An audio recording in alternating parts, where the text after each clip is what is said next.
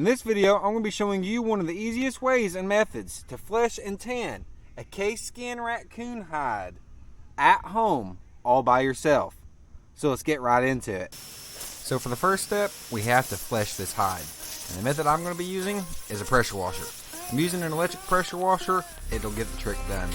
I've done other hides this way as well, and it does a good job. It's better than the knife method in my opinion. Cleaner and quicker as well.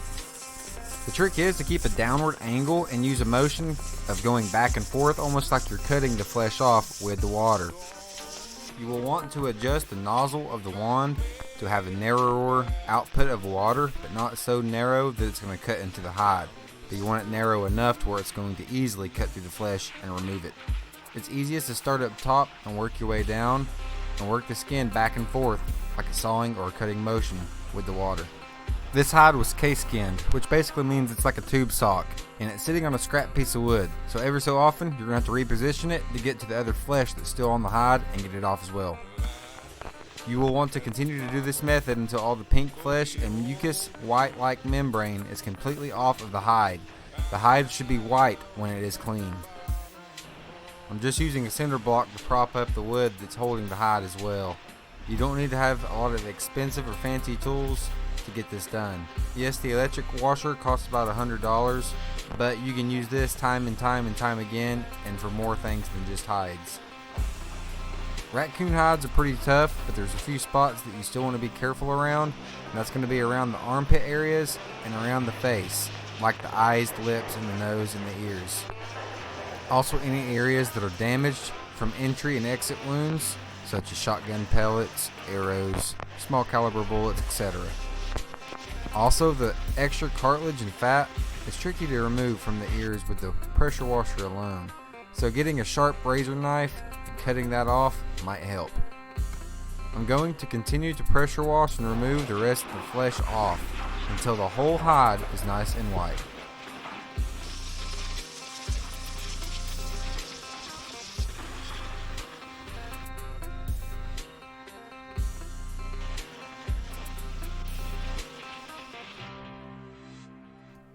For any extra flesh, cartilage, or fat that's left on the face or in the lips or the nose, I like to use a sharp razor blade knife and just cut that off, so I'm not going to cut through the skin with the pressure washer. The next step is to split the tail, and the easiest way that I have personally found to do this is getting wooden skewers and putting them down inside of the tubed tail so it separates the two layers of the tail, top from bottom, and then getting a sharp razor blade and cutting through that top layer.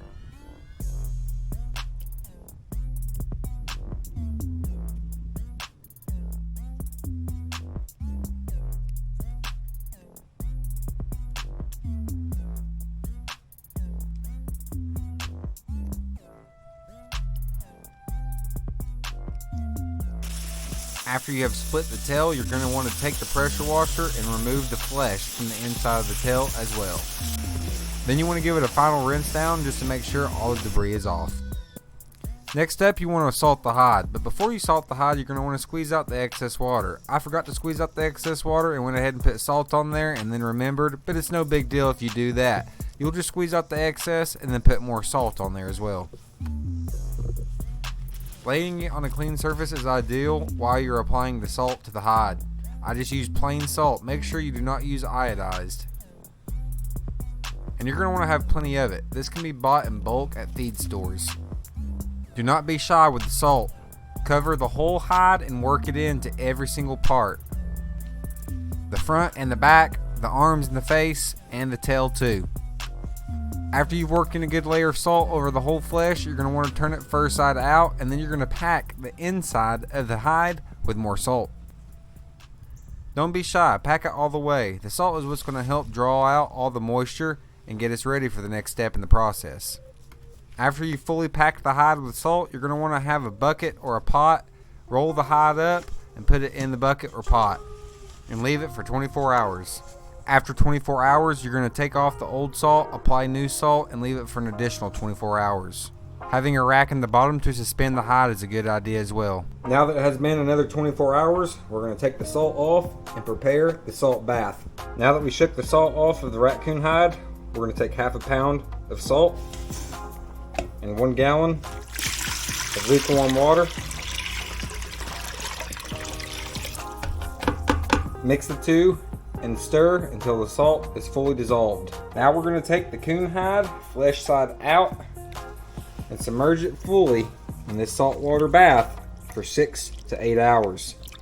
You can get another bowl or something similar to help weight the hide down and keep it fully submerged. Alright, I'll show you the next step in about 8 hours. Now that the hide has been soaking for 8 hours, we're going to take it out, rinse it in cool water, and then give it a bath with Dawn dish soap.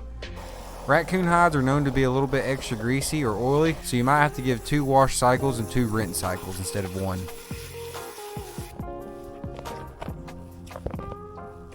You want to thoroughly wash and then thoroughly rinse off the hide of all the soap suds.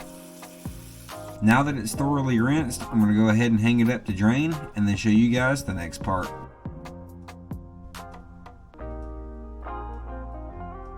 Coon hide has been hanging and it is now semi-dry but still moist and flexible.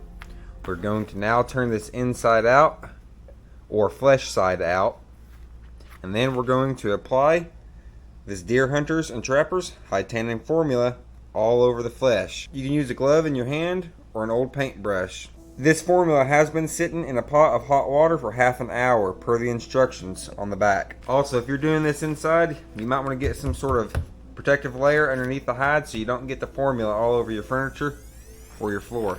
This hide is still cased, which basically means it's just like a tube and it's not skinned flat like a buck hide or like I've done my rabbits and squirrels in the past. Now you want to check your edges of your case skin coon hide to make sure that none of them have overly dried overnight or during the hanging and draining process. Some of the edge of the hide is over dried a little bit, so I'm going to get some warm water and re-moisten this dried edge before applying the formula. You want everything to be slightly dry but not all the way dry when applying this formula. So I got some warm water. I'm going to get a rag, dampen it up, and then just kind of soak those dry edges and get those moistened back up again. Okay, now I'm going to apply the formula to all the flesh. Give it a good shake. We'll start rubbing it in. If you can, try to keep it out of the hair as much as possible. A little bit on the edge where the hair and the hide kind of meet is not going to make a huge difference or a real big deal, but it can leave like this cakey type waxy consistency to your fur if you get some in there, which is not a big deal because it can be spot washed later by hand with a little bit of isopropyl alcohol or hot water and dish soap. But you wouldn't want to wash the whole hide that way. You would just spot wash where the fur was affected by the hide tanning formula. Make sure to rub it in all over. Arms, face, and then we're going to flip it over and rub it in the back side as well. Okay, I'm going to continue to massage the rest of this formula into the hide and then show you the next step. Alright, I've covered the whole coon hide flesh side in the formula, including the tail. So now we're going to turn this fur side out and hang it for another 12 to 16 hours. What I like to do is put my hand up in here like a tube sock, push the head in, grab it in, and then just pull it through like you're turning a sock right side out. Alright. Now we're going to hang this up for 12 to 16 hours and I'll show you the next part. Now that the hide has been hanging up for 12 hours, we're going to take it down, turn it flesh side out, and then hang it back up and let it slowly dry for the next 1 or 2, maybe even as much as 3 days, and begin to stretch it as it dries. Okay, I'm going to go ahead and let this start drying and get to work on this tomorrow. There's many different ways to stretch and tan these hides. This has been drying overnight. A few spots got a little over dry, so I re-dampened them. And now I'm stretching it over this traffic cone. And I'm using a spoon to turn some of this drier hide into this white right here. As it dries, it'll turn like a tannish, brownish, like this arm here, and as you stretch it, it'll turn white. You can stretch it with your hands. You can use tools like a spoon, something similar. Other people will use the rope method or the wire method, but whatever method you use, you just want to make sure that the whole hide has been properly dried, and as you're drying it, you want to stretch it and it will turn white. After the whole hide has been dried and stretched, your whole hide will be soft and supple, and it'll have this white beige color to it, and it shouldn't have any dark patches. Okay, I'm going to continue to stretch this hide as it dries out for the next few days.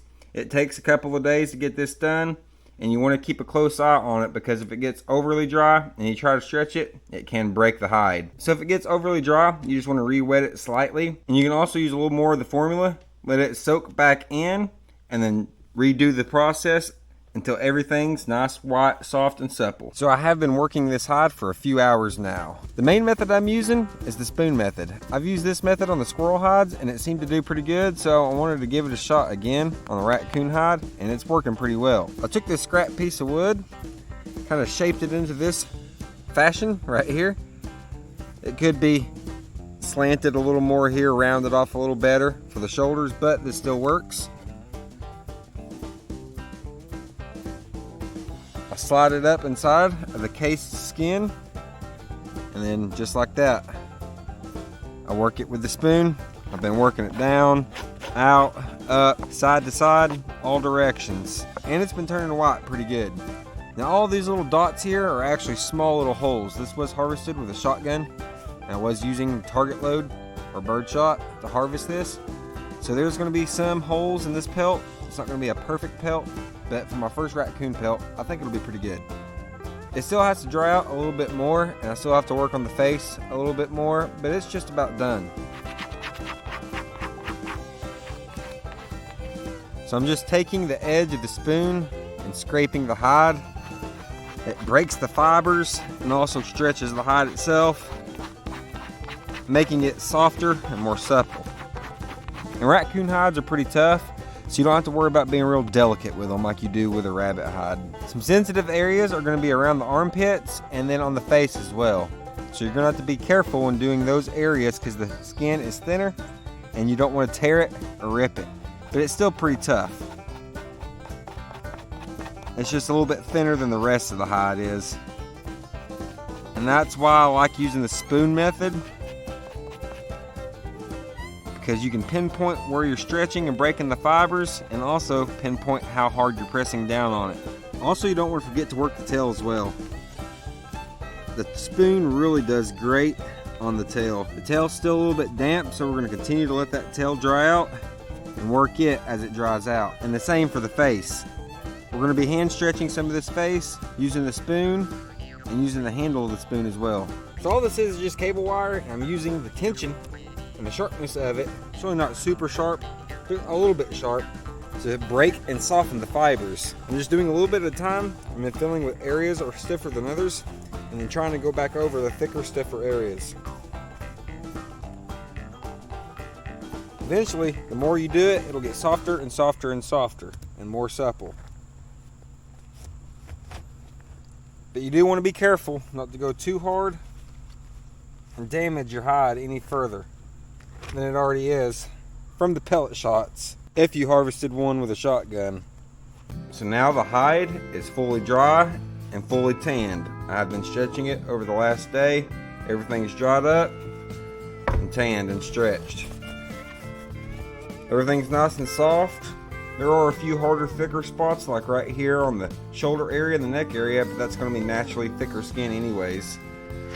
But now we're ready to take it off of the wood mold, turn it inside out, and then spot wash the fur where some of the formula leaked through the holes and got the fur tacky.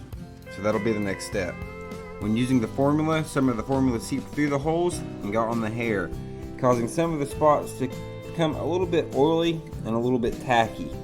So now we're going to go ahead and spot clean these areas to make them nice, soft, and clean again. It seems like the majority of the area that needs to be spot cleaned is right here on the chest belly area. So the first thing we're going to do is get some cornstarch, sprinkle it over, and lightly brush it in to help absorb any of the leftover oiliness.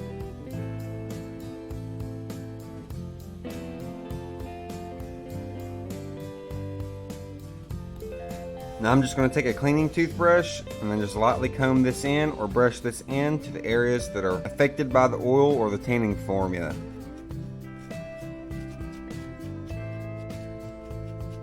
Now that I've brushed the powder in here and let it sit for a few minutes, I'm going to take it outside and brush it out.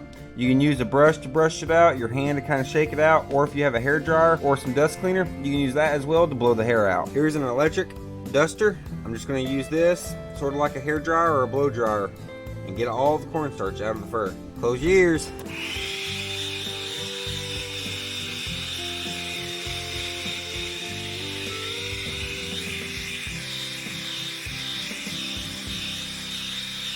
This is what it looks like after I blew out the cornstarch. The cornstarch helped a good bit, and there might be a few spots that are still a little bit tacky, where the hair might be a little bit clumped up, but that's okay, because we can take some 91% isopropyl alcohol. You can use anywhere from 70% up to as much as 99%. I have 91, so that's what I'm going to use. And some sort of cloth. This is a microfiber cloth, but a regular dish rag would work as well. So for instance, there's a little spot right here where the fur is still kind of clumpy.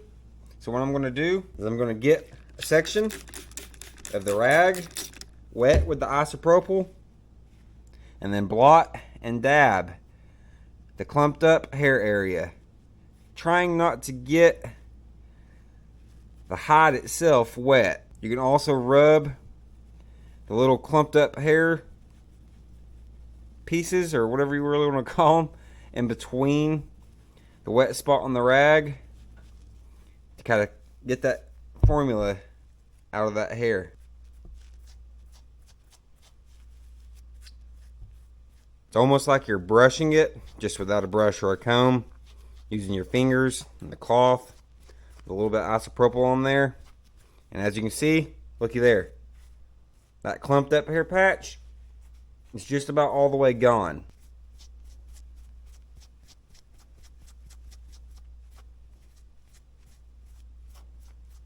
Alrighty, and just like that, we have spot cleaned that area. There is no more clumped up hair.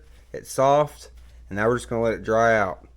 You'll just want to go over the full hide, look for any areas that have little clumps of hair or tackiness feel to it, and you'll just do that to the full hide.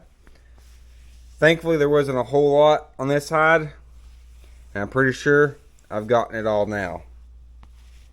Okay guys, that's pretty much going to sum it up, and that is how you flesh and tan a case skin coon hide from start to finish. Now there is another step you can do beyond this. You could smoke the hide. I'm not going to do that today. It has been raining. Firewood is wet, but I might do that in the future and show you guys smoking hides on another video. But it's all the way done. All the way from the nose down to the tail. Nice soft fur, and the hide or the leather on the inside is fully tanned.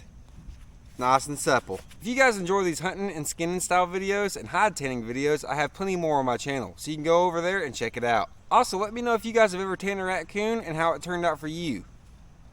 I thought about making a hat out of this, but if I do, that'll be for the future. For now, I'm just going to leave it as is. If you guys would like to watch the hunting video where I harvested this raccoon, being my very first ever, I'll go ahead and link it right here at the end. But until next time, please consider liking, sharing with friends and family, and subscribing if you haven't already. Sam out.